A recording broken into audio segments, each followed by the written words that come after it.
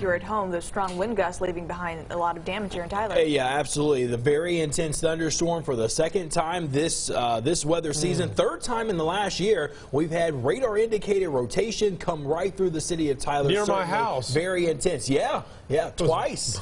My wife keeps saying, Marcus says it's here, it's here. And we went down the hallway and did what we're supposed to do. Yeah, and then that's what you have to do. You got to act in a moment's notice. Let's talk about this storm. I want to spend a little bit of time here specifically on this. So this was around 7:45. We had started our digital stream, Andrew and myself did, and we were watching the storms come out of Henderson County. Now, we did get some damage in Chandler, but that appears to be straight line wind. National Weather Service is not planning to send a storm survey crew after coordination with the emergency manager in Henderson County. Let's put this into motion as the storm began to get closer and closer to Lake Palestine. That's near the Chandler area, coming back down just west of 155. Storm started to increase as it moved up into Tyler. Notice here the rotational marker. That's an indication that we had some spin and rotation occurring inside the storm. So the rotation happening first, and then you get the very heavy rain and some of the hail that was noted there in the storm, and that continued along a more north and northeast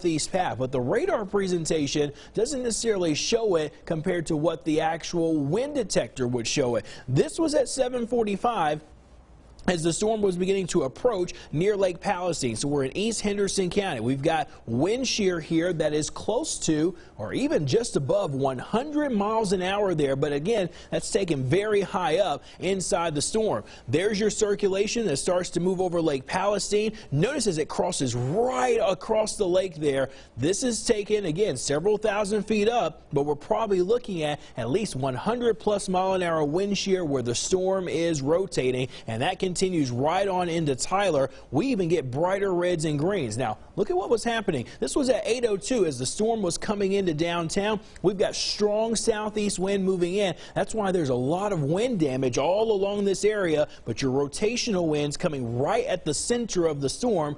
That's why it's a possibility that we could have had a brief tornado touch down. We'll await for additional information from the Weather Service. They're probably going to come and storm survey some of the damage inside of Smith County. We also had possible damage too with the tornado on the east and northeast side of Tyler, north of Highway 31 and east of Loop 323. That circulation continued but gradually weakened, but there was still some significant damage in some of the storms as they came through. That's why the bulk of the storms are the wind damage criteria. Damaging wind gusts easily were the greater concerns, and more of the tornado threat certainly back down to the south and to the southwest.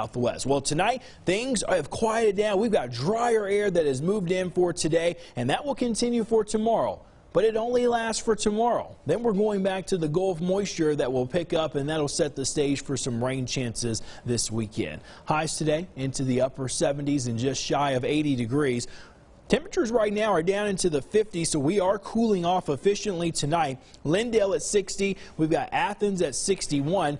55 in Marshall right now, 57 in Jacksonville, 65 in Lufkin, 66 the temperature in Hemphill. We'll cool down for the rest of tonight.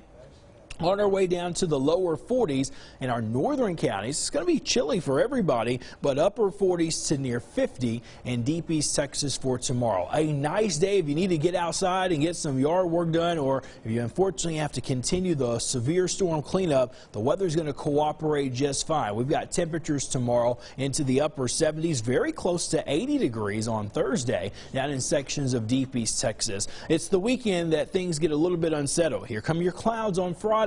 Slight rain chance Friday evening, scattered showers, a couple of storms on Saturday. Better chance of rain appears to be on Sunday ahead of the front. We cannot rule out a strong thunderstorm or two, so we'll have to keep an eye on that. So unsettled for us as we move toward the weekend. Next week starts calm, but we've got another storm chance maybe by next Wednesday. Similar forecast, Deep East Texas going into the 80s for tomorrow, and look at how humid and warm it'll be. Greater storm chances for you probably on Sunday. And catch a break, Marcus. Thank you very much. Sports right now.